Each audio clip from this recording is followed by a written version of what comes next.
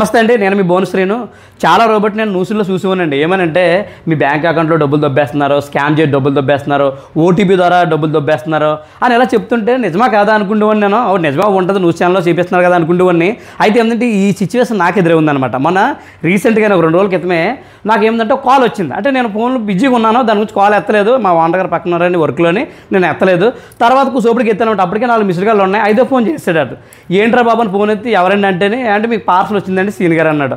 Bone scene అని అడిగాడు. మరి బోన్ సీన్ అంటే నేనే కదా. అవునండి బోన్ సీన్ అంటే పార్సల్ వచ్చిందండి మీకు అని చెప్పాడు. పార్సల్ దేని నుంచి వచ్చిందండి అంటే ఏంటంటే పార్సల్ అని అడిగాను. మాకు తెలియదు కదండి, డెలివరీ బాయ్స్ మాకు తెలియదండి ఆ పార్సల్ ఏంటన్నది అన్నాడు.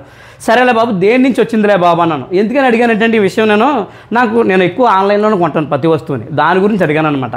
అడిగితే నేను పలానా పార్సల్ వచ్చిందండి పలానా యాప్ అన్నాడు. ఏ యాప్రా బాబు చెప్పరా బాబు అంటే మిత్రా మీషో కన్ఫ్యూజ్ అవుతున్నాడు అతను.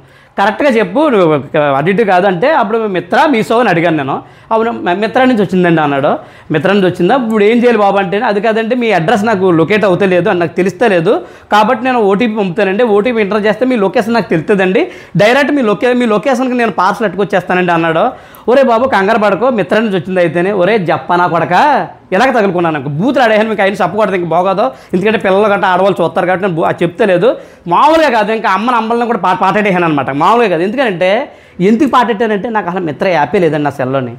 మిత్ర యాప్ వేసుకోలేదు నేను వాడేది ఏంటంటే ఫ్లిప్కార్ట్, లేకపోతే ఎప్పుడన్నా అమెజాన్, లేకపోతే ఫ్లిప్కార్ట్ ప్లస్ నెంబర్ అనమాట. ఫ్లిప్కార్టే వాడతాను, అమెజాన్ వాడతాను అప్పుడప్పుడు. అలాంటి దాడు నాకు మిత్ర నుంచి పార్సల్ వచ్చిందంటే ఓటీపీ చెప్పండి బోన్ సీన్ అంటున్నాడంటే వాళ్ళు ఎంత అర్థమంచగా ఉన్నారో ఆలోచించండి మీరు. లేకపోతే నా పేరు అలా తెలుస్తుంది వాడికి.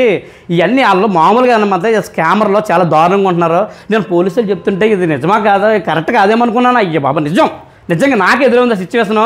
మామూలుగా కదాడు చాలా పెర్ఫెక్ట్గా మాట్లాడుతుంది. అయితే ఆ లాంగ్వేజ్ ఎలా ఉందంటే కొద్దిగా తెలుగు హిందీ మిక్స్ అయినట్టు ఉందనమాట. తెలుగుడే కానీ లైట్గా హిందీ మిక్స్ అయిన వాళ్ళు మాట్లాడతారు కదా, అలా మాట్లాడుతున్నాడు అనమాట. కొంతమంది జాగ్రత్తగా ఉండాలండి.